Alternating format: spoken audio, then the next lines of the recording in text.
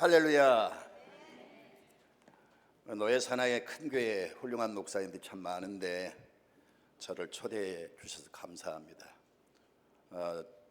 말씀을 전하기로 이렇게 귀한 세워주셨는데 최선을 다해서 오늘 말씀을 증거하겠습니다. 증거되는 말씀을 통해서 은혜가 되시기를 주의 이름으로 축복합니다. 찬양에 감동받았어요. 제가 10,000명 찬양대회도 제가 참가를 해서 찬양을 들었는데 국내 국외 많은 교회 순회하면서 찬양대 찬양을 들었는데 오늘 최고였어요. 감동받았습니다. 우리 국영기업체 KTNG가 있어요. 그게 뭔지 아시겠어요? KTNG 한국담배인삼공사. 근데 믿거나 말거나 그 회사의 사원이 뭔지 아세요?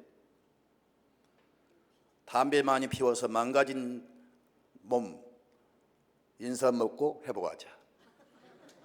모르겠어요. 아무튼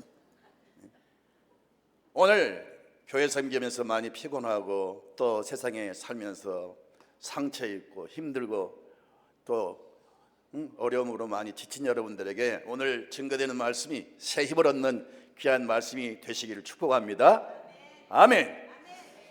옛날에 고대 시대에 무술을 연마하는 그 무사들이 도장에서 이제 무술을 이렇게 열심히 닦고 이제 훈련을 거듭하는데 큰 무술장의 이 전면 벽에 이런 그림과 글이 써 있다는 거예요.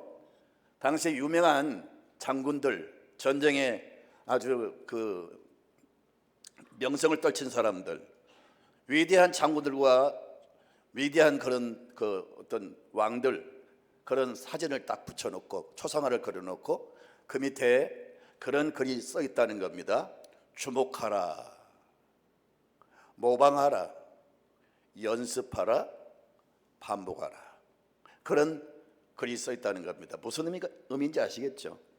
너희들이 앞으로 유명한 무사가 되고 훌륭한 장군이 되고 앞으로 전쟁에서 능한 그런 승리의 그런 장군이 되기를 원한다면 저 앞에 있는 유명한 무술인들, 유명한 장군들, 유명한 왕들을 주목하고 모방하고 그들의 모든 무술과 그런 어떤 전략을 모방하고 계속해서 연습하고 반복하면 그대들도 이 시대의 훌륭한 장군이 된다는 거죠. 여러분, 이 세상에 새 것이 없습니다. 이제 우리는 이 시대를 살아가면서 하나님이 과거 현재 역사하신 하나님이시지만 하나님이 이 시대에 우리를 부르셨고 우리를 통해서 역사하시기를 원하세요. 과거에 모세나 여호수아나 다윗과 솔로몬 기타 등등 훌륭한 그 시대를 빛낸 사람도 있었지만 하나님은 그들을 다시 일으켜서 쓰지 않고 오늘 우리를 부르시고 우리를 통해서 선한 역사를 이루시기를 원하십니다. 무엇보다 여러분, 최고의 축복과 영광은 하나님께 구원받은 것도 하나님께 은혜와 복을 받은 것도 귀하지만 하나님께 인정을 받고 하나님의 거룩한 손에 붙들려서 쓰임받는 것이 저와 여러분 인생의 최고의 축복이고 영광인 줄로 믿습니다. 자, 여러분, 이 사람이라고 하는 단어는 헬라어로 안드로포스, 무슨 뜻이냐면 위를 본다. 그게 사람이라는 의미예요. 아멘입니까? 제가 옛날 어릴 때 우리 아버지가 맨날 우리 8남매 형제를 앉혀놓고 너희들은 집에 들어올 때 절대로 빈손으로 돌아오지 말고 못대가리 하나라도 주워서 오너라. 그래서 우리 아버지 엄한 명령을 듣고 항상 우리 8남매가 땅만 쳐다보고 혹시 뭐가 없나. 그래서 제 평생 반짝반짝 빛나는 10원짜리인가 아무튼 몇 개 주운 기억이 나고 여자들 머리핀 몇 개 줍고 그리고 쇳덩어리 몇 개 주워서 집으로 가져온 기억이 나는데 그거 줍기까지 맨날 땅만 바라보고 살아서 어린 아이가 허리가 굽어졌어요. 진짜로요. 그래가지고 이렇게 다니니까 어느 날 동네 어르신이 저를 딱 부르더니 그냥 뺨을 치면서 이 젊은 놈이 어린 놈이 무슨 지금 노인 행세를 하냐고 막 그래서 내가 된통 맞고 된통 한다는 적이 있어요. 그래서 땅만 쳐다보고 살다가 의미도 없이 세월만 보내고 뺨만 맞고 그냥 그래서 정신을 바짝 차리고 제가 하늘을 쳐다보았습니다. 제가 어릴 때 교회를 다녔는데 하늘을 바라보면 소망이 있다.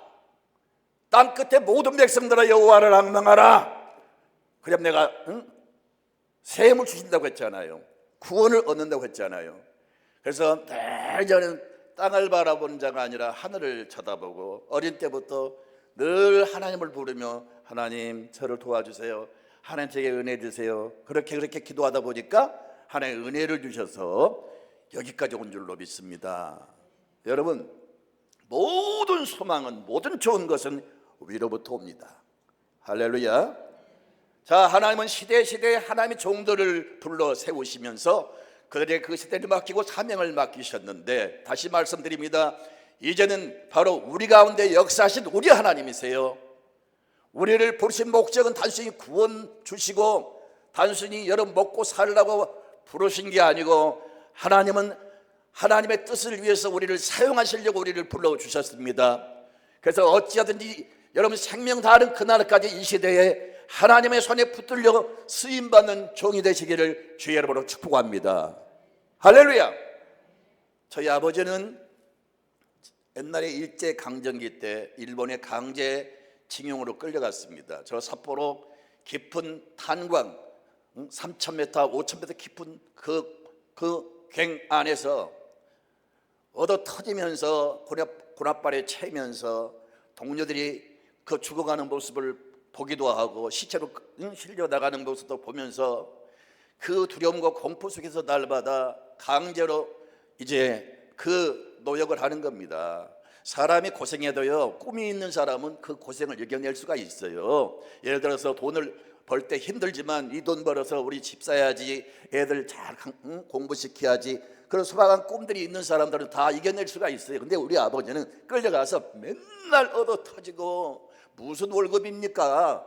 같이 간 동료들이 다 죽어가는데 자기도 언제 죽을지 모른다는 두려움 속에 날마다 이제 그 고된 일을 하는 가운데 얼마나 순간순간마다 두려운 마음으로 하나님 앞에 혼자서 눈물 지으면서 기도한지 몰라요. 근데 하나님이 우리 아버지 기도를 들으시고 마침내 해방을 시켜서 이제 조국으로 돌아왔습니다. 와서 보니까 말이 아니에요. 먹을 게 있습니까? 땅 한 평도 없습니다. 근데 머슴, 이제 그때 이제 먹을 게 없으니까 머슴을 떠난 거예요. 머슴살이 하면서 머슴 주제에 애들을 그냥 줄줄이 사탕 팔남매를 낳아버렸어요. 그냥. 옛날에는 시골에 뭐 TV가 있습니까? 신문이 있습니까? 그냥 그 깊은 산골짜기 오후 5시가 되면 해가지고, 특히 겨울은 얼마나 밤이 깁니까? 긴 밤 이제 저녁 식사하고 TV도 볼 수 없고 그냥 신문도 볼 수 없고 그냥 둘이 앉아가지고 얼굴 쳐다보고 있다가 여보 애나 납시다 해가지고 그냥 팔남매를 낳아버린 거예요. 와, 그러니 이게 먹을 게 없는 거예요. 팔남매가 맨날 그냥 먹을 게 없으니까 산에 가서 소나무 꼭대기 꺾어서 껍질 벗겨서 빨고, 봄되기를 바라고 찔레 꺾어 먹고, 비비 뽑아서 먹고. 비비 알아요? 취나물 뭐 고사리 이런 거 꺾어가지고 그때 먹을 게 많거든요. 아주 고생 많이 했습니다. 그래서 정말 우리 집안에 소망이 없고 가난과 저주로 찌들어버린 그런 집안인데, 제가 어릴 때 교회를 다녔어요. 근데 교회를 다녔는데 뭘 잘 몰라요. 근데 저를 가르쳐 주신 그 교사 선생님이 다리가 하나가 없어요. 그래서 다리가 없어서 그 나무로 다리 모양으로 만들어서 뭘로 막 이 다리에 묶어서 이렇게 다니는데 소리가 삐끄덕 소리가 나요. 그래서 일명 별명이 삐끄덕 선생님이. 그 삐끄덕 선생님이 침을 토하면서 공부할 시간에 이제 하나님 말씀을 가르쳐 주는데 저는 머리가 돌아가고 그게 재미가 없어서 맨날 애들 꼬집고, 우리 어린 그 여자애들은 막 그냥 머리채를 잡아당기고 그냥 어떤 콧구멍을 쑤셔버리고 그렇게 막 말썽을 부리고 교회를 다녔어요. 맨날 그러니까 선생님이 제대로 가르칠 수가 있어야지. 하루는 저를 불독 같은 눈을 뜨고 불독 같은 눈을 뜨고 나보다 따라갔어요. 앉아. 근데 이 인상이 아주 심상치가 않아요. 왜 선생님이 어린 이 제자를 웃으면서 따뜻하게 맞이해 줘야 되는데 강권적으로 앉았어요. 쳐다봤어요. 그랬더니 저한테 뭘 앉았어요? 너 새끼 다음 주부터 교회 나오면 죽여버리기 시작해.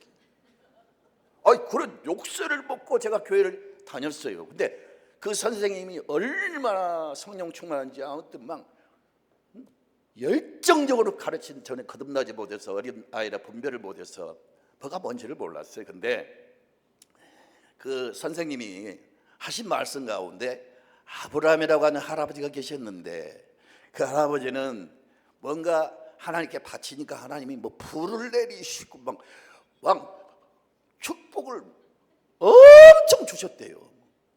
그때 대박을 터뜨렸다고 하더라고요. 그래서 그 한마디가 기억에 사라지지 않고 남아 있었는데, 워낙 집안이 가난하니까 학교를 다닐 수가 없어요. 고생해서 이제 초등학교를 영광스럽게 졸업을 하고 중학교를 합격하고 아버지한테 아버님 기뻐하십시오. 뭐냐? 제가 중학교를 합격했습니다. 너 뭐라고 했냐? 네, 중학교를 합격했다고요. 우리 아버지, 인자하시는 아버지가 얼굴이 변하더니 네가 중학교를 간다고야? 이놈의 자식, 너 집안 형편도 모르고 중학교를 간다고! 그날 돼지게 맞았어요. 아무튼 정신 차리라고. 세상에 중학교 합격하면 축하해주고 아버지가 기뻐해야 되는데 뺨을 때리면서 네가 정신 차려. 얼마나 억울한지. 밤새껏 이제 울면서 잠을 잤는데 아침에 우리 아버지가 늘 가시더라고요. 조용히 안 보여요. 저녁 되니까 아버지가 뭘 이제 사오셨는데 지게를 지고 왔어요. 지게가 뭔지 아시죠? 응? 그 짐을 지는 지게, 나무에서 그 지고 내려온 지게를 사가지고 와서 이건 너 졸업 선물이다 하면서 지게를 졸업 선물로 주시더라고요. 그래서 지금도 미사일기지가 있는데 참 미사일기 높은 산, 그 깊은 산골짜기에서 이제 날마다 지게지고 나무하는 게 제 모든 일과입니다. 그 어린 소년, 그 꼬맹이가 지게지고 나무하는 그 모습 얼마나 불쌍합니까?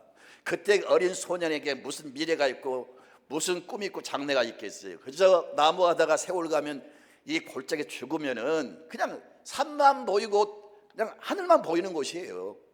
그런 데서 이제 지게지고 날마다 나무하는 게 하루 일과인데, 하루는 지게를 지고 산으로 올라가는데 그 삐그덕 선생님이 하신 말씀이 딱 생각나는 거예요. 무슨 말씀?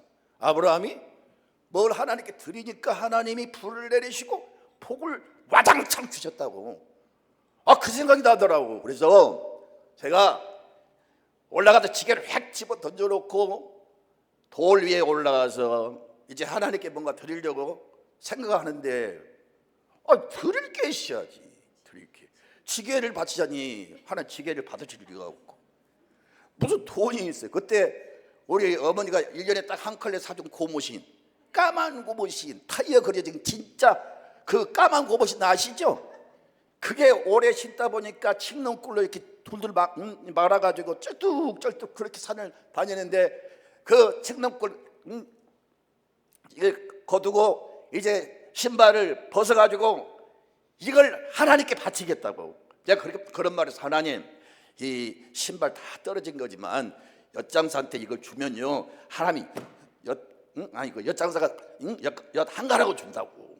그러니 하나님, 나 드릴 거 없는 거 아시죠? 내가 이걸 하나님께 드릴 테니까 이걸 받으시고 뭘 드린다고? 다 떨어진 신발을 올려놓고 하나 이거 받으시고 나한테 복 좀 달라고. 복 좀 달라고. 나 이게 뭐냐고. 기도하다가 막 서러워서 울다가 막 눈물 쏟으면서 혼자서 막 몸부림치는 거예요. 그때 하나님께서 저기 찾아오셨어요. 그때 내가 참 하나님의 음성을 들었어요. 인자하신 그 음성. 누구도 듣지 못하지만 저는 들으면서 그 음성이 얼마나 심령을 막 감동을 시키는데 너무너무 정말 감동적인 주의 말씀. 그러면서도 내가 느낌 속에 천지를 진동시킨 그런 권세의 말씀, 그게 제게 들려오는데, 내가 너와 함께 할 것이다, 두려워하지 말아라, 응? 내가 나의 손으로 너를 평생 붙들어 줄 것이다. 그때 들은 음성. 그래서 그날 기계를 집어 던져버리고 어머니를 밤새껏 깨워서, 제가 새벽 꽃기호할 때 그 태백산맥 소설에 나오는 동네, 그 무서운 산길, 차도 안 다니는 그 산길을 40리를 걸어서 뛰쳐나와서 고생했습니다.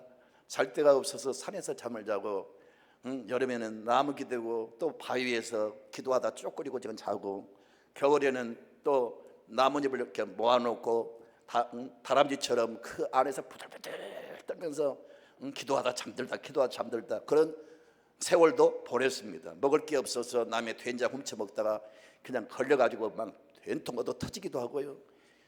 한 번은 된장을 씹는데 짜서 먹을 수가 있네요. 근데 배가 고프니까 막 훔쳐서 먹다가 뭐가 입에 톡톡톡 터지는 소리가 들려서 이렇게 뱉어보니까 부더기가 막, 아이고, 그런 것도 먹고 막.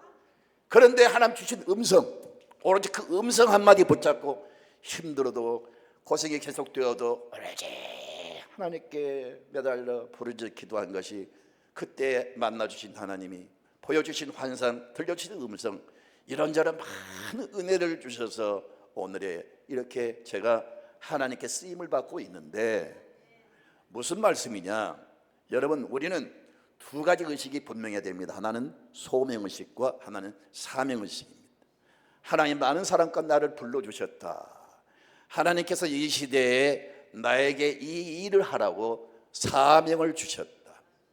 부름받은 소명의식과 하나님께 사명을 받았다는 사명의식을 가지고 살아야 됩니다.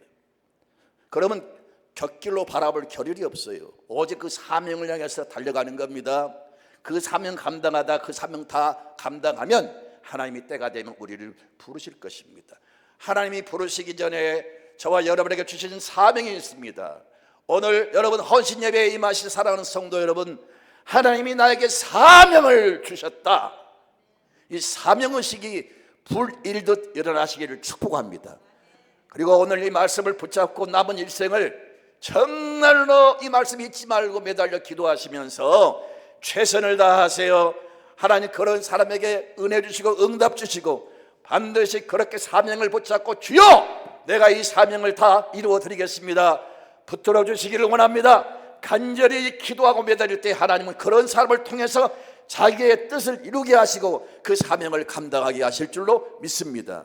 사랑하는 성도 여러분, 우리의 진짜 영광은 하나님께 붙들려 쓰임받는 겁니다. 사명을 가지고 나아갈 때 하나님은 그런 말씀을 주십니다. 내가 너를 통해서 내 뜻을 다 이루는 그날까지 결단코 너를 떠나지 않을 것이다. 할렐루야! 내가 너를 통해서 너의 주어진 사명을 감당하는 그날까지 너를 떠나지 않을 것이다. 하나님 우리한테 이용당하는 분이 아닙니다. 은혜 주시옵소서, 복 주시옵소서. 그래서 하나님이 응답 주신 분이 아니세요. 하나님이 내게 맡겨주신 사명을 붙들고 그 사명을 향해 나아갈 때, 그 사명을 향해서 최선을 다할 때, 그 사명을 이루기 위해서 하나님이 은혜와 복을 주신다는 사실을 믿으시기를 축복합니다. 아멘. 딱 이 교회는 아멘이 없네. 내가 세계로 돌아보니까 아멘이 살아있는 교회는 정말 살아있어요. 오늘 제가 저희 교회에서 에스라가 그 성벽 공사를 완공하고 느헤미야가 성전 공사를 완공하고 초막절을 맞이해서 절기를 지키면서 에스라 학사를 불러서 하나님의 말씀을 그냥 설교하지 않았습니다. 하나님의 말씀을 설명 안 했습니다. 그냥 이른 아침부터 정오까지 주의 말씀을 그냥 낭독을 했어요. 낭독을 그냥 성경 말씀을 그대로 읽기만 했는데 그 말씀을 들은 이스라엘 백성들이 모두가 손을 들고 아멘 아멘 그렇게 화답을 했어요. 누가 강요해서가 아니라 아멘은 주여 영광 받으세요. 주님 지금 선포하신 말씀이 진리인 줄로 믿습니다. 나 그렇게 살겠습니다. 그 말씀 붙잡고 나 그렇게 살겠습니다. 믿고 그 믿음대로 살겠습니다.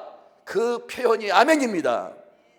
그러므로 여러분 결코 아멘은 경망스럽고 여러분 누가 흉볼 그런 일이 아닙니다. 누가 흉을 봐도 미성숙한 성도로 취급하고요, 우리가 하나님 말씀을 들을 때 우리의 반응은 아멘입니다. 할렐루야.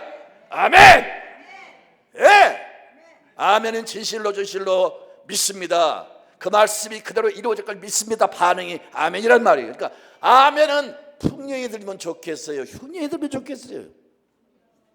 지금 내가 영어로 했나? 아멘은 풍령이 들었으면 좋겠어요, 흉령이 들었으면 좋겠어요? 풍령이 들면 좋지. 하나님이 기뻐하신 것이니까. 할렐루야. 아멘을 통해서 하나님은 영광을 받으시니까, 아멘은 자기가 은혜를 주시니까, 여러분 누가 말씀을 증거하든 여러분 아멘으로 화답하시기를 바랍니다. 할렐루야. 그리고 아멘은 목사가 설교할 때 여러분들이 아멘 아멘 해주면 저를 응원해 주는 거예요. 막 운동할 때 옆 사람이 박수를 쳐주고 막 그러면 기분 좋지 않아요? 막 힘이 나잖아요. 목사님들이 설교할 때 아멘 아멘 아멘 막 힘이 나는 거예요. 그러면 듣는 여러분도 은혜가 되고, 말씀 증거하는 저도 막 은혜가 되고, 하나님 영광 받으시고. 할렐루야. 그런데 왜 아멘이 그냥 정부미 아멘을 합니까? 정부미 아멘 알아요? 나도 해놓고 이상하니 하거든. 그 밥을 할 때 아주 일반 전 거에 아끼바리 쌀 얼마나 맛있어. 근데 옛날에 그 어려울 때 정부에서 주던 정부미가 있었어요. 이거 보면 확 날아가 버려. 맛대가리 없는 꼭 지금 아멘 소리가 정부미 아멘 소리라고. 여담이고요. 아무튼요, 사랑하는 성도 여러분, 우리가 정말로 정신을 바짝 차리고, 저는 오늘 설교를 잘하겠다 그런 마음 전혀 없어요. 바라옵기는 오늘 이 한 번의 외침이, 말씀이 여러분 운명을 바꾸기를 바라고, 주여 내게 주신 말씀으로 믿습니다 딱 붙잡고 오늘부터 씨름하시면서 이 말씀을 여러분 등불로 삼고 살아가세요. 놀라운 은혜와 복이 있을 줄로 믿습니다. 우리 믿는 사람은 항상 위를 바라봐야 됩니다. 소망을 위해 둬야 됩니다. 항상 위에서 들려오는 하나님의 사인을 받고 하나님의 뜻, 하나님의 영광을 향해서 나아가는 겁니다. 그리고 우리 믿는 사람은요, 항상 모든 분야에 나보다 앞서간 사람이 있어요. 사업도 나보다 훨씬 잘하는 사람이 있고, 음악을 하는 사람도 나보다 훨씬 실력 있는 사람이 있고, 노래하는 사람 나보다 더 노래 잘하는 사람이 있고, 그림 그리는 사람 나보다 훨씬 여러분 실력 있는 사람이 있고, 심지어 목사들도 다 똑같은 목사가 아니에요. 어떤 목사는 정말로 깊은 영적 세계를 경험하면서 남이 알지 못하는 그 신비한 비밀을 안고 정말 하나님의 심장을 가지고 깨어있는, 영적으로 깊이가 있는 그런 목사들이 있어요. 우리는 그런 앞서가는 사람들을 비방하고 여러분 막 헐뜯고 그럴 게 아니라, 여러분 앞서가는 사람을 존경하고 앞서가는 사람들을 바라보고, 왜 저 사람은 성공했을까? 왜 저렇게 실력이 좋을까? 왜 저 목사면 저렇게 신령한가? 이렇게 주시하면서 그들이 어떻게 살았기에 이런 실력을 연마할 수 있었을까? 목사님은 어떻게 했기에 저렇게 깊은 은혜를 채웠을까? 그 분명한 여러분 경험들이 있잖아요. 그 방법들이 있잖아요. 그 비결들이 있잖아요. 그래서 조심스럽게 그들의 그 업적을 이렇게 살펴보면서 그들의 사상과 그들의 삶을, 그들의 어떤 비전을 같이 이렇게 보면서 그 방법대로 우리가 모방하고 연습하면 나도 어느 사이에 성숙한 성도가 되고 깊이 있고 정말 앞서가는 능력 있는 사람이 되고 복받는 사람이 되고 쓰임받는 사람이 되리라 믿습니다. 해바라기가 해를 따라 움직이듯이 항상 우리는 주를 바라보고 움직이는, 주 따라가는 여러분 주바라기가 되시기를 주의 이름으로 축복합니다. 제가 이제 참 가난 고난 속에서 이제 서울로 유학을 왔습니다. 서울에 와서 이제 어쩌다 개척교를 하게 됐는데, 개척교회 서울 구로구 고척동 다 쓰러져가는 보신땅 집, 창문도 없는, 그야말로 낮에도 전기를 켜야만 들어갈 수 있는 아주 좁은 방, 홀방, 사람이 살지 않는 그런 방이 있더라고요. 제가 저 파주의 광탄중앙교를, 두쪽난 교회를 이제 다 이렇게 합병시키고 회복시키고 새벽에 뛰쳐나왔는데, 사실은 우리 교단에 우리 노예의 김구일 목사님 또 최재용 목사님 그런 분을 찾아가서 제가 이제 이렇게 부임 사역지가 없어서 제가 일할 곳을 좀 알려달라고 하니까, 그다음 김구일 목사 삼각교회 목사님이 눈을 부릅뜨고 기다려 보시오. 그래서 그냥 통명만 맞고 돌아왔어요. 근데 어느 날 연락이 왔어요. 저 말죽거리에 신성교회가 펴 있다고. 거기에 가라고. 제가 서울 올 때마다 신성교회 보여서, 야, 난 어떻게 언제 저런 목회를 하지? 진짜 신성교회 부러웠어요. 근데 그 교회 저보다 가라는 거예요. 얼마나 기분이 좋겠어요. 근데 무턱대고 제가 갈 수가 없어서 제가 7일간 금식을 했습니다. 근데 하나님이 아니다. 우리 개척을 사인받고 개척을 했는데, 개척교회가 사람도 없지 돈도 없지, 막 시작하려고 하는 개척교회는 보증금 없이 월 4만 원 주기로 그렇게 계약을 하고 들어갔어요. 보증금이 없는 방이니까. 그리고 사람이 살 수 없다니까. 비어있는 방인데, 아이고 세상에 바퀴벌레가 얼마나 많은지, 밤에 사각사각 바퀴벌레가 막 사방대. 나중에 바퀴벌레가, 여러분 불을 켜보니까 그냥 매미만 큰 바퀴벌레들이 막, 그게요 잠을 잤는데 이 바지 속으로 들어와가지고 내 속에서 기어다녔는데, 한번 넣어줄까요? 얼마나 징그럽고 얼마나 아무튼 막 혐오감이 느껴지는지. 그런 최악의 그 골방에서 파출부 나간 할머니 한 사람하고 개척을 시작했습니다. 짐도 안 풀고 좁은 골방에서 나는 그 첫 성도, 그 파출로 나가는 할머니가 고마워서 나는 정말로 기쁨으로 막 예배를 인도하고, 그 할머니는 이 목사님이 자기만을 위해서 말씀해 주시고 자기만을 위해서 막 축복해 주니까 좋아가지고 하다가 나는 나더러 막 침이 튀기고, 그 할머니는 할머니도 좋아가지고 예배가 끝나고 보니까 막 머리도 막 눈이 내렸고, 막 그렇게 열정적으로 설교하고 그렇게 예배를 드린 게 저희 개척교회인데, 세월이 흘러서 오늘날 저희 늘사랑교회가 이렇게 성장해서 교회만이 아니고 전 세계 도처에 짧은 이 세월 속에 약 40개 성전을 건축했어요. 작년도 헌당하고 지금도 또 지금 터를 닦고 있고, 또 지금도 성전 건축을 하고, 지난주에 또 헌금을 보냈네요. 어떻든 여러분, 정말 제 부서지는 모습, 이 초라한 모습을 보이면서 제가 지금 말씀 증거하는 것은 저를 드러내고 싶어서, 저를 자랑하고 싶어서 한 게 아니고, 제가 뭘 자랑할 게 있어요. 모습아들 뭐 나무꾼 그거 외에는 뭐가 있겠습니까? 그런데 하나님께 한번 붙잡혀서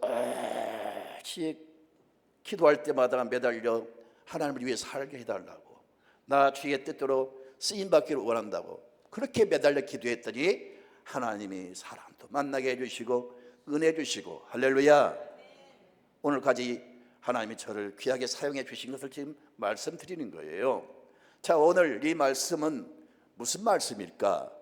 1절부터 18절까지 읽었는데, 자, 이 말씀은요, 이스라엘 백성들이 매 절기 때마다 성전에 올라가면서 그 먼 길을 행진하면서 이 시편에다가 곡을 붙여서 하나님께 찬양하면서 행진했던, 그래서 그 지친 순례객들에게 희망을 주고 여러분 힘을 준 말씀이 바로 오늘 말씀입니다. 자, 이 말씀은요, 여러분 다윗이 하나님 앞에 비장한 각오를 가지고 결심하고 하나님께 맹세한 말씀들입니다. 저는 이제 서울에 와서 개척을 하면서 하나님이 그 오랜 세월 시대마다 하나님이 마음에 맞는 사람을 불러서 하나님의 뜻을 이루는 도구들로 사용해 주셨는데, 가장 귀하게 아름답게 사용한 사람이 누굽니까? 이렇게 질문하면서 계속 성경을 이제 집중하면서 보는데 노아가 나오더라고요. 근데 노아는 의인이요 당대의 완전한 자라. 감히 노아는 도저히 내가 본받을 수 없는 너무너무 앞서가는 분이었어요. 그래서 덮어버렸어요. 그 다음에 성경을 보다가 요셉이라는 사람이 나오는데, 요셉은 어릴 때부터 평생 한 번도 죄 짓지 않고 그야말로 오직 하나의 영광을 위해 살아온 사람이에요. 욕심은 나고 나도 그렇게 쓰임받고 싶은데 자신이 없어. 이미 나는 허물이 너무 많아서, 너무 잘못이 많아서 도저히 요셉 같은 사람은 될 수가, 덮어버렸어요. 그리고 쭉 성경을 읽다가 오늘 시편 132편을 읽게 됐네요. 거기에 다윗이라는 사람이 나오는데, 다윗은 어릴 때부터 양을 치는 목동 출신입니다. 가문도 그렇고 성장 과정도 그렇고 또 여러분 실수도 있었잖아요. 그렇게 여러분 가문도 그의 모든 성장 과정도 다 아무것도 자랑할 게 없는데, 그 무익한 그 초라한 시골 양치는 소년을 불러서 이스라엘 왕으로 세우시고, 그를 통해서 하나님이 얼마나 큰 일들을 이루셨습니까? 더 중요한 것은 하나님이 다윗의 가문을 통해서 인류의 구원자 예수 그리스도가 오게 하시는 구원의 통로로 사용을 하셨다는 겁니다. 할렐루야. 그런데 다윗이 무슨 왕의 아들이고 명문 가문 출신이고, 그리고 다윗이 어릴 때부터 흠이 없고, 그러면 감히 저는 다윗을 주목할 수가 없는데, 가만 보니까 다윗을 딱 보니까 위로가 되더라고요. 하하, 이런 양치는 소년도 하나님 들어 쓰셨는데 하나님이 이 다윗을 왜 쓰셨을까? 도대체 다윗을 그렇게 위대하게 쓴 이유가 뭘까? 이게 내 마음속에 막 여러분 질문이 오면서, 하나님 이런 사람도 쓰셨는데, 하나님 나 같은 처지와 다윗의 처지가 비슷한데, 하나님 다윗을 한 시대 그렇게 사용하신 하나님이여, 저를 이 시대에 사용해 주시옵소서. 도전을 받으면서 기도를 하면서 도대체 다윗이 왜 그렇게 하나님께 사랑받고 가장 위대한 사람으로 쓰임을 받았을까? 이게 궁금해서 견딜 수가 없는 거예요. 그러다가 오늘 딱 말씀을 보니까 깨달아지는 거예요. 아하! 이래서 하나님이 가장 참 귀한 사람으로 쓰셨구나, 이 깨달아지는 거예요. 오늘 말씀은 이런 말씀입니다. 자, 사울 시대에 하나님을 상징하는 법궤를 빼앗겼습니다. 자, 그래서 법궤가 사라지니까 이스라엘 나라의 암흑시대가 도래합니다. 항상 이스라엘 나라는 법궤를 앞세우고 법궤를 중심에서 움직일 때 하나님이 역사하시고, 그때 하나님이 놀라운 은혜와 나라에 놀라운 용성한 복을 주셨어요. 할렐루야. 근데 법궤를 빼앗기고 나니까 나라가 어려워지는 겁니다. 그 암흑시기에 다윗이 이제 왕으로 등극합니다. 다윗이 왕으로 딱 이제 즉위하자마자 제일 관심은 뭐냐? 왜 하나님이 나를 왕으로 세웠을까? 왜 하나님이 나를 이 자리에 올려주셨을까? 양치는 그 골짜기에서 나를 왜 불러서 이 영광스러운 왕의 자리에 앉게 하셨을까? 내가 하나님의 은혜로 이 자리까지 왔는데 내가 할 일이 무엇인가? 내가 왕으로서 가장 먼저 해야 될 일이 무엇인가? 이런 문제를 놓고 간절히 다윗이 밤마다 왕궁에 들어가지 않고 어디서 기도했는지 모르지만, 그 다윗이 밤을 깨우면서, 밤을 지새우면서 하나님 앞에 기도하는 것은 뭔지 아세요? 하나님, 제가 왕이 된 이유가 바로 이것을 하라고 세우신 줄로 믿습니다. 그게 뭐냐? 잃어버린 그 성막을 찾아서, 또 법궤를, 그 빼앗긴 법궤를 찾아와서 그 성막에 안치를 하고, 그 무너진 제단을 수축해서 제사장들에게 의의 옷을 입히고 백성들을 모아서 거룩한 제사를 회복하여 하나님께 영광을 돌리는 것이 제가 할 일인 줄 믿습니다. 이 일을 하라고 하나님이 저에게 사명을 주신 줄 믿습니다. 그래서 다윗이 밤마다 그 화려한 궁궐에 들어가지 않고 침상에 오르지 않고, 여러분 그 밤을 새우면서 왕이, 하나님이여 잃어버린 성막을 찾게 해 주십시오. 잃어버린 성막을 찾아서 하나님 앞에 제사를 드리는 그날까지, 무너진 제단을 수축해서 하나님 앞에 제사를 회복하여 영광 돌리는 그날까지 제가 장막집에 거하지 않을 것이며, 내가 침상에 오르지 않을 것이며, 내가 이 밤마다 이 눈꺼풀로 졸지 않도록 하겠습니다. 주여 잃어버린 성막을 찾게 해 주시옵소서. 이것이 다윗의, 여러분 오늘 말씀에 나오는 모습입니다. 다 같이 2절과 11절을 주목해서 같이 보겠습니다. 2절, 시작. 내가 다시요. 2절 다시 보죠. 그가 여호와께 맹세하며 야곱의 적는 자를 서원하기를 내가 내 장막집에 들어가지 아니하며 내 침상에 오르지 아니하고 내 눈으로 잠들게 하지 아니하며 내 눈꺼풀로 졸게 하지 아니하기를 여호와의 처소 곧 야곱의 전능자의 성막을 발견하기까지 하리라 하였나이다. 말씀 이해가 됩니까? 밤마다 왕이 자신을 위한 것이 아니고 하나님의 영광, 그 하나님이 임재하신 성막을 찾아서 법궤를 안치하고 제사를 회복하여 영광을 돌리는 그날까지 나는 장막집에 들어가지 않을 것이며 침상에 올라가지 않을 것이며 나는 밤마다 졸지 않고 그 일을 이루기까지 기도하겠다는 겁니다. 그래서 왕이 밤마다 잃어버린 성막을 찾게 해주십시오. 하나님, 그동안 제사가 중단되었는데 하나님이 기뻐하신 제사가 다시 회복되게 해 주옵소서. 성막이 도대체 어디 있나이까? 성막을 찾게 해 주시옵소서. 밤마다 다윗 왕이 울부짖으며 기도하는 이 모습, 아무도 모르지만 하나님은 그 모습을 보신 줄 압니다. 하나님의 눈은 온 땅을 두루 감찰하시면서 어디에 내 뜻을 행하는 사람이 있는가, 전심으로 여호와를 찾는 사람 하나님이 찾고 계십니다. 사람 의식하지 말고 하나님 나를 꿰뚫어 보신다, 하나님 나를 다 아신다, 하나님을 의식하고 오직 하나님 영광을 위해서 최선을 다하십시오. 하나님이 그런 사람 눈에 띄면 집중적인 복을 주셔서 그 일을 이루게 하실 뿐 아니라 하나님 보너스로 상상할 수 없는 은혜와 복을 주실 것을 믿습니다. 아멘입니까? 아멘. 그래서 이것을 하나님께 맹세합니다.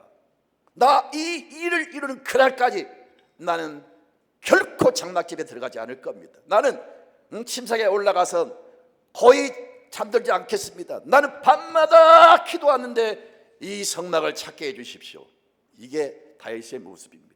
아무도 관심이 없는데 오로지 다윗만큼은 그것이 하나님 기뻐한 일인 줄 알고 성막을 찾겠다고 발버둥 치는 이 모습, 이게 제가 기도하면서 왜 하나님이 다윗을 그렇게 위대하게 사용하셨습니까? 바로 그거다. 아무도 몰라도 나를 바라보고 내 뜻을 붙잡고 기도하라. 나의 영광을 위해서, 나의 뜻을 위해서 최선을 다하라. 그게 제게만 어떤 감동으로, 도전으로 오는데 너무너무 막 벅찬 가슴, 어쩔 바를 몰랐습니다. 엉엉 울면서 통곡하면서 이 말씀을 통해서 제 2의 새로운 제 삶의 변화가 일어났습니다. 사랑하는 성도 여러분, 비록 이 어눌한 입술로 설교를 하지만 이 말씀이 여러분에게 주신 말씀으로 받아들이십시오.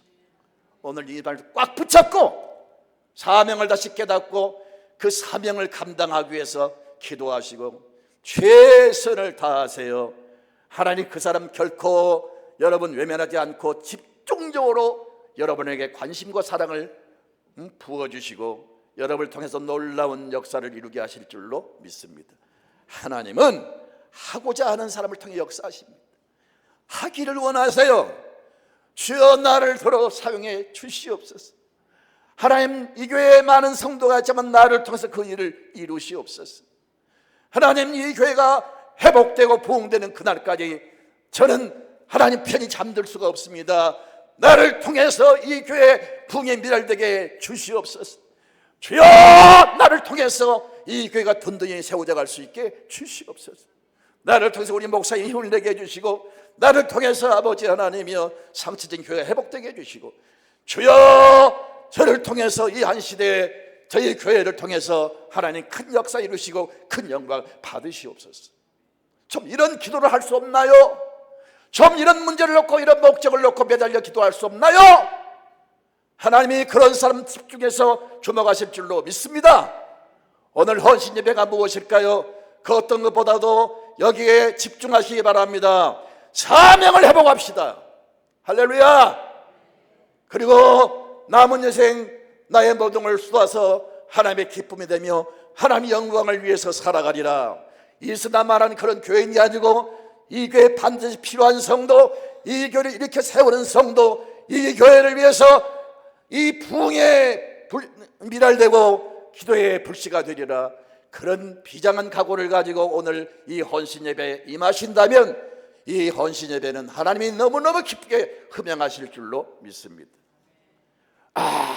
그래서 그걸 놓고 밤마다 기도하니까 하나님이 그 꼭꼭 어딘가 숨겨 있었던 그 성막, 그것이 드디어 찾게 됩니다. 찾아라, 구하라, 두드리라. 여러분, 구하는 자에게 주시며 찾는 자에게 찾게 하시고 문을 두드리면 열어주신 하나님이 있어요.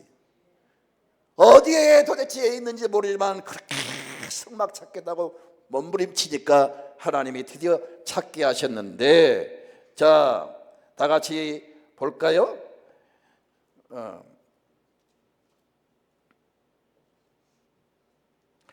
5절부터 보겠습니다. 5절 시작. 여호와의 처소 곧 야곱의 전능자의 성막을 발견하기까지 하리라 하였나이다. 시작. 우리가 그것이 에브라데에 있다 함을 들었더니 나무 밭에서 찾았도다.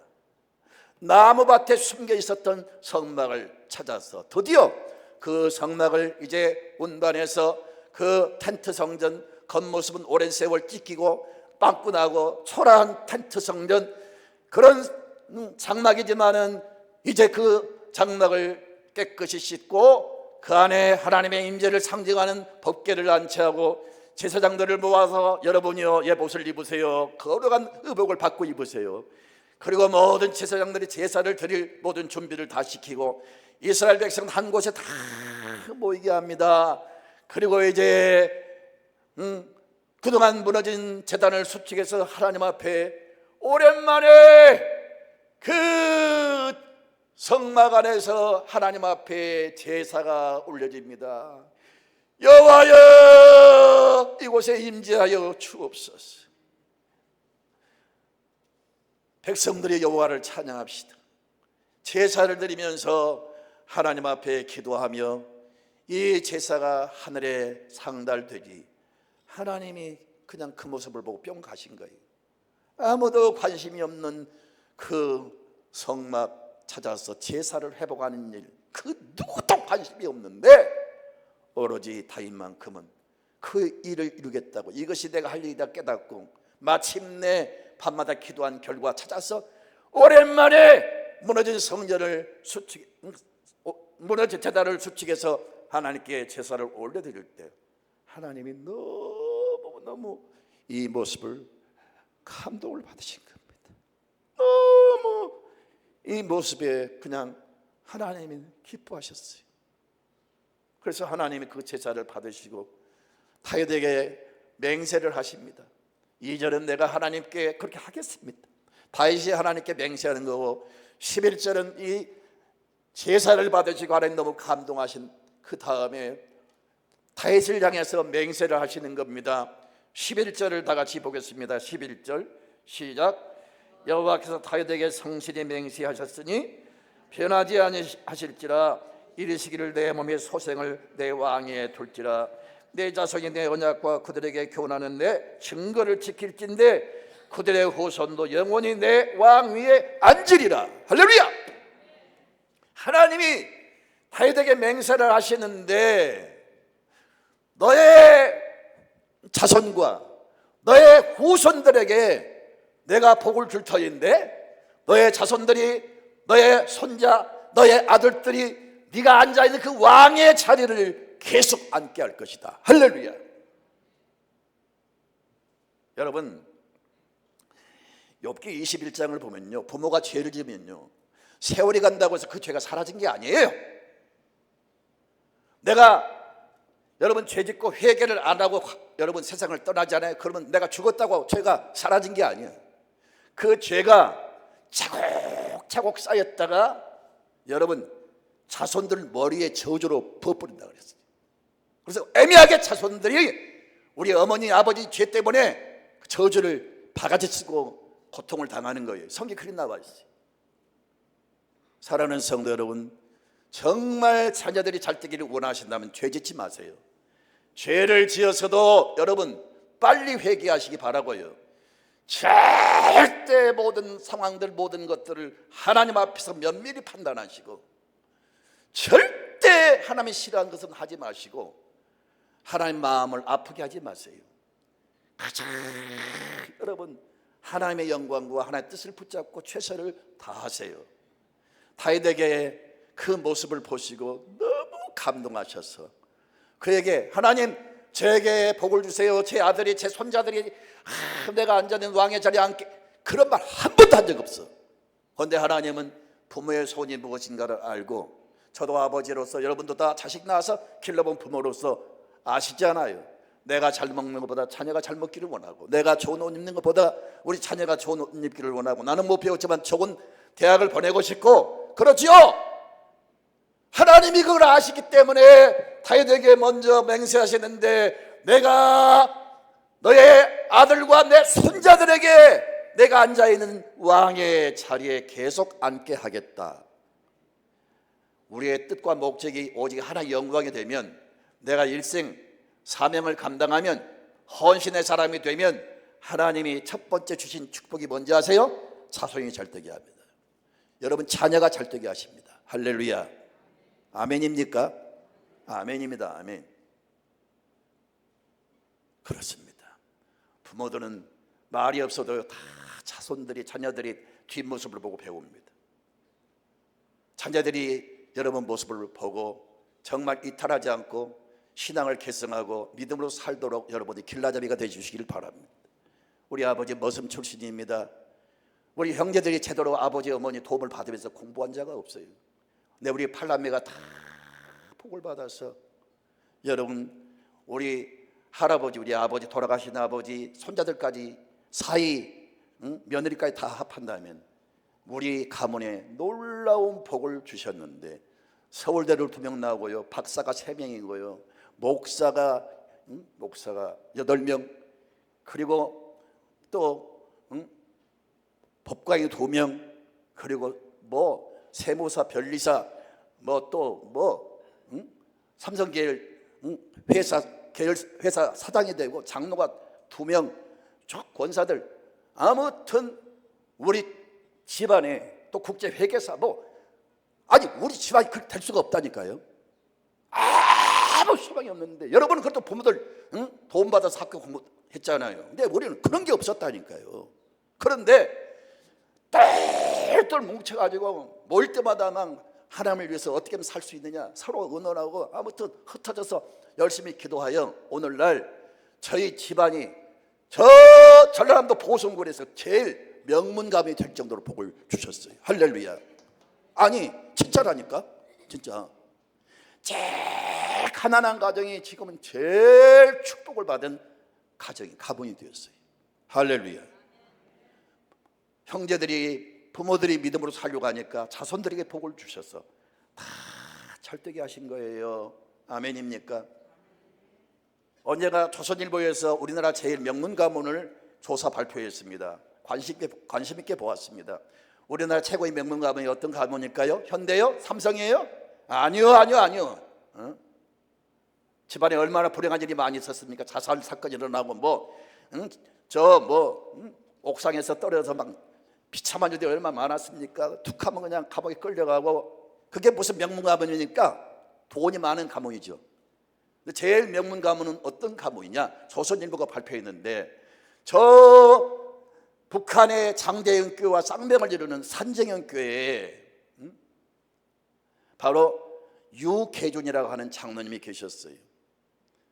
과거에 주먹으로 아주 주름 잡는 사람이었는데, 선교사가 선교할 때, 전도할 때 가서 턱을 쳐서 막 턱이 부서질 정도로 그렇게 못된 사람이었어요.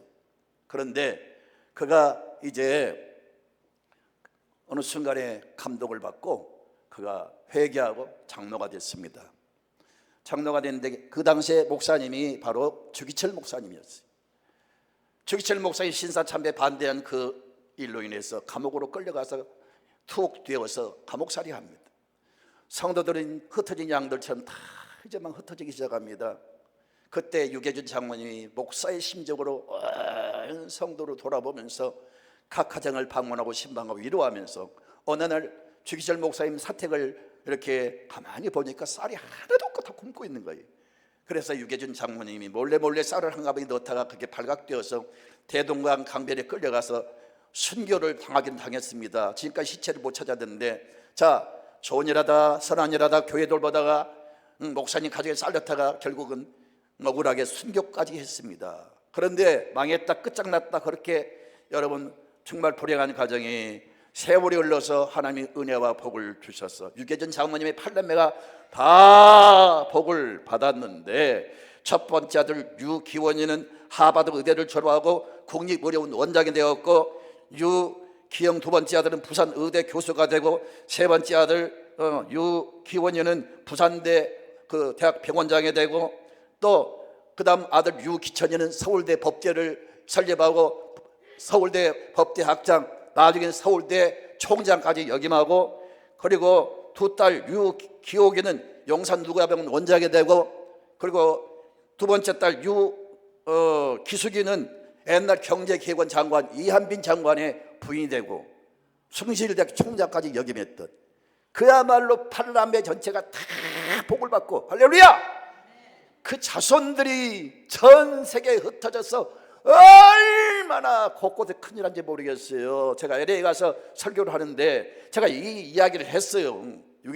유계준 장로 이야기를 했는데, 설교를 끝나고 나가니까 어떤 중년 부인이 저한테 와서 크게 안고 목소리 펑펑 울면서, 조금 전에 말씀하신 유계준 그 장로님 저희 할아버지입니다. 세상에 여기까지 와서 우리 할아버지 우리 가문을 이야기하니 제가 너무 감동이 됩니다. 그래서 막 울더라니까요. 사랑하는 성도 여러분, 하나님은 아무나 복을 주신 게 아닙니다. 부모가 믿음으로 살면 자손들은 하나님이 책임져 주시는데, 여러분 출애굽기 20장 6절에 천대까지 은혜를 베푸신다. 명문가문 되기를 원하시고 자손들이 잘 되기를 원하신다면 믿음으로 살아가시기를 주의 이름으로 축복합니다. 할렐루야! 두 번째, 아이고 지금 끝날 시간인데 아무튼 조금 길어도 조금만 이해를 해주세요. 끝내버릴까요? 아니 그 다음에 이어지는 축복이 쭉 소개되거든요. 첫 번째가 자손의 축복이고, 두 번째가 다 같이 있습니다. 성경을 다 펴서요. 자, 13절 14절 시작. 여호와께서 시온을 택하시고 자기 거처를 삼고자 이르시기를 이는 내가 영원히 쉴 곳이라 내가 여기 거주할 것은 이를 원하였음이로다. 하나님이 지금 다윗에게 무슨 말씀을 주시냐? 내가 이 시온을 택했다. 내가 여기를 거처로 삼고 내가 여기 쉬겠다. 이건 바로 시온은 바로 하나님께 제사를 드렸던 장막 성막을 말합니다. 거기에 거주하시면서 내가 이곳에 거하면서 바로 여기를 거처로 삼겠다는 겁니다. 이걸 다른 말로 말하면 성막 성전, 우리 심령, 오늘날 성령이 임재하신 성전이 바로 오늘날 성전 아닙니까? 여러분 바로 다윗에게 두 번째 주신 말씀은 이 성막을 떠나지 않고 거처로 삼고 하나님 이곳에 계시겠다는 거예요. 그러니까 하나님이 함께 하시겠다 그런 말씀이에요. 이 성막이 있는 곳에 나는 떠나지 않고 함께 할 것이다. 이 성막이 있는 이 예루살렘을 떠나지 않고 함께 할 것이다. 여러분 마음 중심에 하나님이 계시고 여러분이 인생 목적을 하나님께 두고 살아가면 여러분 삶 속에 하나님이 떠나지 않고 함께 하실 줄로 믿습니다. 아멘. 시간 관계상 넘어가겠어요. 그 다음에 약속된 말씀은 자 15절입니다. 시작. 내가 이 성에 식료품의 풍족이 복을 주고 떡으로 그 빈민을 만족하게 하리로다. 이 물질의 축복을 말합니다. 다윗 왕이 통치하는 그 예루살렘의 이스라엘 나라에 거지가 없게 하시고 빈민을 만족시키는 물질의 부유함을 주신다는 겁니다. 내가 이 성의 식료품의 풍족이 복을 주고, 그러니까 하나님이 다윗이 통치하는 그 나라 그 성에 큰 복을 주겠다는 겁니다. 여러분 돈 주세요, 복 주세요 그래서 하나님 주신 게 아니고 하나님의 영광을 위해 살아가면 잠언 22장 4절에 여호와를 경외하며 그 보응은 재물과 생명과 영광이다 말씀했습니다. 하나님이 올리면 내릴 자가 없고 하나님이 열면 닫을 자가 없습니다.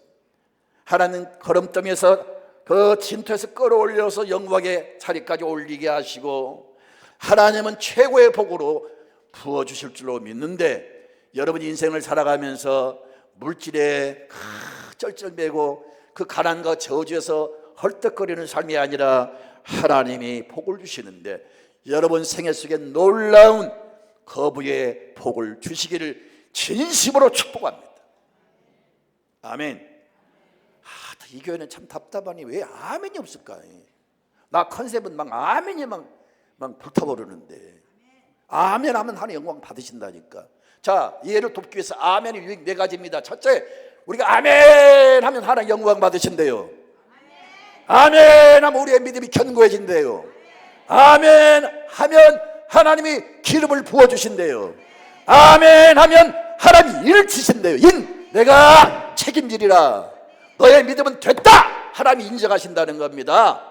그런 사람 아끼고 하나님이 책임져 주시겠다는, 그게 인을 친다는 말씀이에요. 다시 잊지 않기 위해서 아멘의 유익 4가지. 첫째는 하나님 영광 받으신다. 두 번째는 믿음이 견고해진다. 세 번째는 여러분 성령의 기름을 부으신다. 네 번째는 하나님이 됐다, 내가 책임지리라, 인을 보장하신다는 말씀이 약속되어 있어요. 그러니까 아멘 하시라고 말이에요. 아멘. 이게 성경적이 아니라면 내가 말하지 않죠. 에스라가 성경 낭독할 때 모두가 일어나서 아멘 했다니까요. 아멘 할지어다 그랬어요. 아멘 할지어다. 하시라고요. 하시라고. 오늘 얼마나 중요한 말씀을 선포합니까? 여러분 가정의 가문의 사업에 물질의 복을 주신다는 거예요. 우리 장모님들은 우리 송병헌 장로 아실 겁니다. 처음에 만났을 때 저 서울에 조그만 회사를 다니는 월급 받는 그냥 월급쟁이였어요.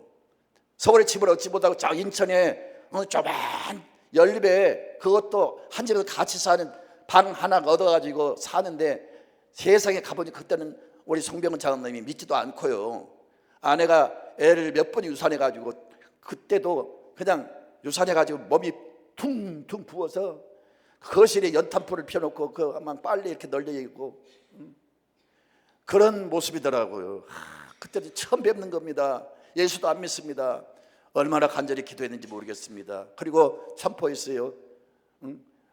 반드시 얼마 있지 않으면 아들을 주실 겁니다. 아들이 계속 유산돼가지고 말이 아니에요. 낙심이 돼가지고. 그런데 성령의 감동을 주셔서 아들을 주실 겁니다. 아들을 주셨습니다. 그애가 성장해서 서울대를 나오고 지금 현대인가 어딘가 지금 여러분 높은 자리에서 근무하고 있어요. 하나의 역사를 하시는데, 그래서 제가 한번 그런 말을 했어요. 그때는 송 선생님 예수 잘 믿으세요. 언젠가 저와 함께 일할 날이 올 걸 믿습니다. 아마도 그때는 성도가 불과 몇 명 그 쓰러져가는 그 보시당치, 아마도 송 선생님이 저희 교회 초대 장로님이 될 것 같습니다. 그런 말을 선포해버렸어요. 그리고 그냥 돌아왔어요. 군대에 예수를 믿게 되면서 빙글빙글 돌아서 저희 개척교회 오셔가지고 초대 장로가 됐습니다. 할렐루야. 그런데 제가 개척을 하면서 뜻을 두고 하나님 앞에 기도를 해서, 저도 하나님 성전을 건축하고 싶습니다. 그래서 제목을 정하고 삼각산에 2년 반 동안 밤마다 올라가서 천둥 번개가 쳐도 겨울에는 막 찬바람 불고 얼마나 춥습니까? 비닐 하나 뒤집어 쓰고 막 하나님 성전을 주시옵소서, 성전 건축해 주시옵소서 할 때 하나님이 분명한 음성으로 언제까지 내 몸된 성전을 건축해 하리라, 그 음성 듣고 내려와서 성도들에게 제가 기도했더니 하나님이 이런 음성을 주시네요. 우리 성전을 건축하기를 기도를 시작합시다. 그러니까 쑥독 그때 협동장로 한 분이 저 대구 출신인데 와서 그 말을 듣더니, 아니 목사님이 무슨 산기도 가더니 귀신이 씌어가지고 귀신에 홀려가지고 이상한 말을 한다고 성도들이 전화를 해가지고 집집마다 시험들게 만드네.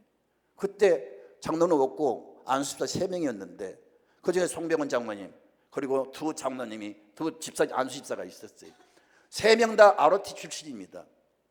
2명 건강합니다. 한 명은 정신여고 교사고 한 명은 회사의 사장이고, 그런데 아주 건강, 운동 잘하고 얼마나 막 동작이 빠른지 정말 날렵하고 건강한 분들인데, 그 2명이 장로한테 그냥 꼬들겨 가지고 계속 세 사람이 팀을 이루어서 집집마다 전화해가지고 목사님이 이상한 사람이 되었다. 무슨 건축은 건축이냐, 귀신의 소리지 하면서 교회를 난도질 만들어버린 거예요. 이야, 교회가 문 닫게 됐어요. 그럴 때 우리 송병헌 그 안수 집사가, 목사님, 내가 겪은 목사님은 신실한 분입니다. 신실한 분입니다.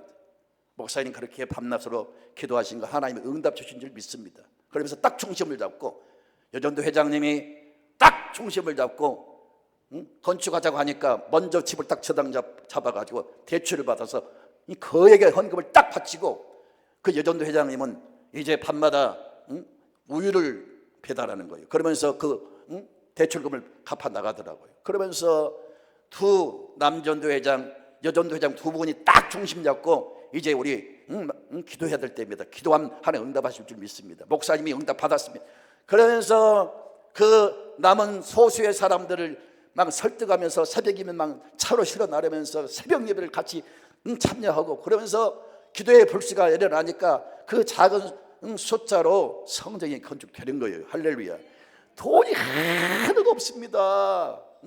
그동안 모아진 5천만 원이 전부인데 어떻게 목동에서 그 돈으로 땅을 삽니까? 근데 야, 하나님 역사를 하시는데 우리 송병헌 그 집사님의 마음을 움직여서 그 회사 사장을 막 흔들어서 대출 좀 해달라고. 그래서 그 집사님이 그 회사에 대출을 받아서 건축업을 바치고, 그래서 막 그 여전 회장님이 바치고 애들만 금반지 목걸이 다 바쳐서 드디어 목동의 그 비싼 땅을 매입하고 오늘날 저희 늘사랑교회가 건축된 겁니다. 할렐루야. 야, 놀라운 사실은 하나님이 언제까지 내 몸된 성전을 건축하라, 딱 준공 검사 받고 나니까 그날이 바로 그날이에요. 할렐루야. 그러면서 송병헌 장로님은 장로가 되고, 나중에 우리 노예 장로님, 서울지구 장로님 연합 회장, 전국 장로회 회장, 우리 장로의 꽃이라고 하는 대한예수교 장로회 총회, 우리 경평로회 출신 저희 늘사랑교회 시무 장로가 우리 총회 부총회장으로 당선됐습니다. 할렐루야. 그리고 성전 건축한 다음에 목사님, 제가 이제 사업을 해보고 싶습니다. 그래요. 그래서 정말 내가 울먹이면서 그 집사님 머리에 손을 얹고 간절히 기도했습니다. 하나님, 이 충성스러운 종을 복을 주시옵소서. 그래서 그때부터 하나님 은혜를 주시는데 사업이 되고 해서 6개 이제 계열사를 거느린 종합 여러분 그룹이 되었습니다. 할렐루야. 그 장로님이 이제 회장이 된 겁니다. 할렐루야. 네. 그리고 자녀들이 다 절대고요. 며느리도 막 서울대 나오고다. 그리고 삼성에 조용한 요직에 앉아있고 하나님 복을 주시는데, 그런데 두 집사님 절대로 여러분 모든 판단을 옳게 하시고 아닌 것은 절대 가담하지 마시고, 두 집사님이 협동장로 한 명하고 같이 하나가 돼가 교회를 난도질을 해서 많은 성도 실족시키고 나갔습니다. 결국은 나갔는데 저만 아는 내용입니다. 그냥 참고만 하세요. 저는 굉장히 이게 아픈 기억이고요. 정말 말하기가 두려운 내용인데, 그 두 집사님 나가셔서 얼마 있지 않아서 건강한 사람 둘 다 암에 걸려서 둘 다 세상을 떠나버렸어요. 나는 그걸 직접 느끼면서 이야, 이렇게 무서운 일이 벌어지는구나. 사랑하는 성도 여러분, 우리는 누구 때문에 예수 믿는 게 아닙니다. 여러분 자신과 여러분 가정을 위해서 예수 믿는 겁니다. 할렐루야. 여러분 자신과 가정이 복받기를 원하신다면 항상 옳은 길에 서시기 바라고, 옳은 편에 서시길 바라고, 의로운 반열에 서시기 바라고, 항상 하나님 편에 서시기 바라고, 하나님이 기뻐한 일에 여러분 힘써 최선을 다하십시오. 그런 사람에게 아낌없는 은혜와 복을 주실 줄로 믿습니다. 다윗이 복을 받았는데 얼마나 큰 복을 받았느냐. 역대상 20 지금 헷갈리는데 역대상 29장을 보면 하나님께 그 성전을 건축하기 위해서 물질을 바치는데 각종 은금 보석 막 드리는데 금이 103톤 1톤 트럭으로 103대분의 그 순금을 하나님께 드립니다. 그리고 은이 238톤 개수를 해보니까 그 나오더라고요. 금을 10톤 트럭으로 10대분의 금을 들이고 은을 238톤이니까 여러분 10톤 트럭이 20대가 동원되어서 하나님 앞에 그 순금을, 그 은을, 각종 그 보석을 하나님 성전 건축하는데 바칠 수가 있었던 것은 도둑질에서 바친 게 아니라 하나님이 물질의 부유함을 주신 줄로 믿습니다. 할렐루야. 아멘, 아멘. 그리고 자, 이제 5분 내로 3분 내로 3분 내로 끝낼게. 뭔 설교를 오래 해야지. 나도 눈치가 9단이에요. 아무튼 3분 내로 할 테니까 입 넣어 나가자. 그냥 옷걸이 10개는 걸 것 같네. 자, 16절 같이 봅니다. 시작. 내가 그 제사장들에게 구원을 온 입히리니 그 성도들은 즐거이 외칠. 이건 영적인 회복입니다. 할렐루야.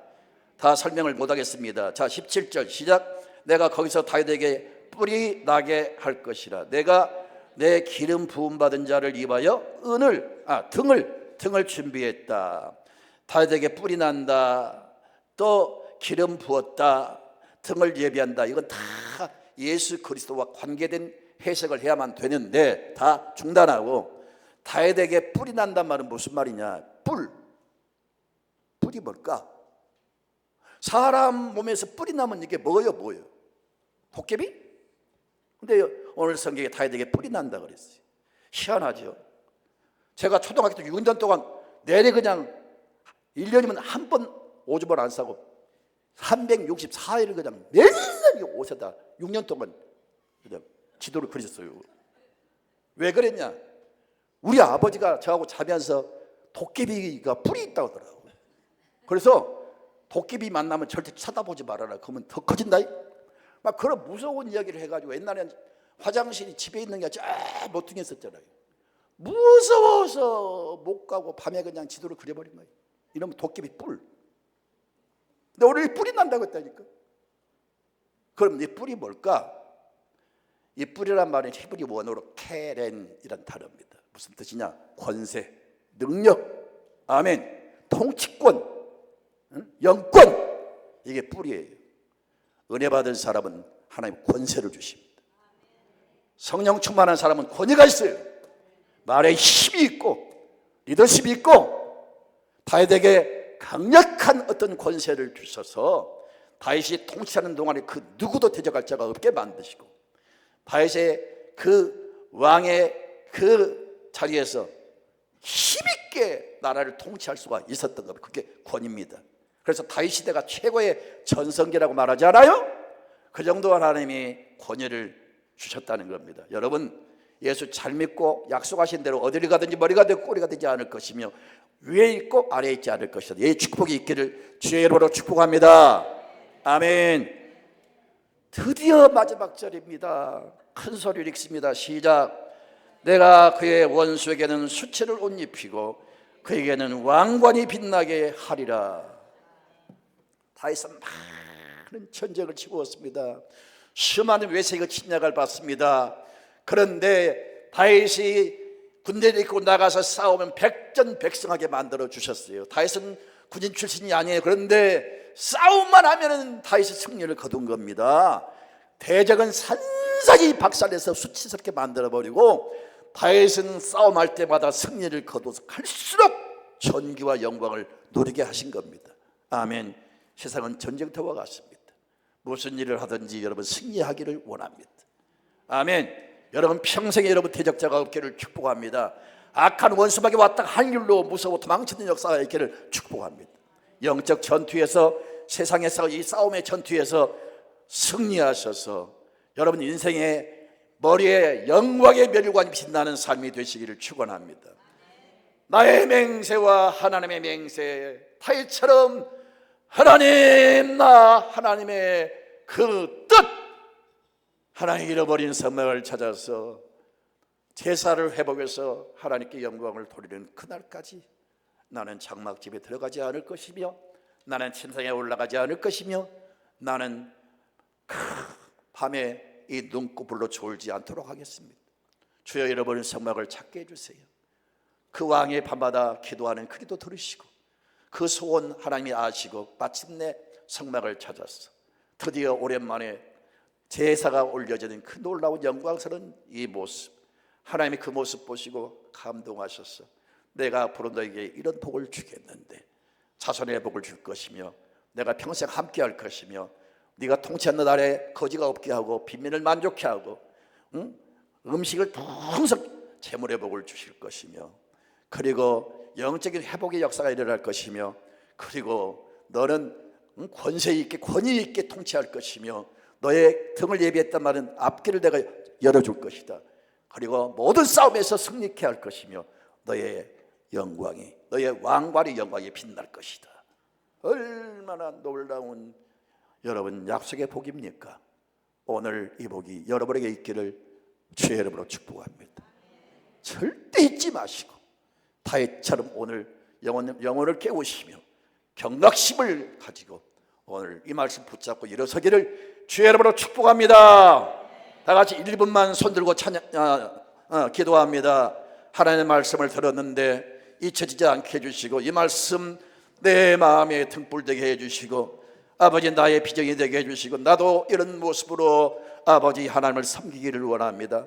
내 마음 변치 않게 해주시고 강한 믿음 주시고 성령으로 도우셔서 나 이렇게 살게 해주시기 원합니다. 나를 통해서 영광 받으시옵소서. 다 같이 1분만 기도합니다.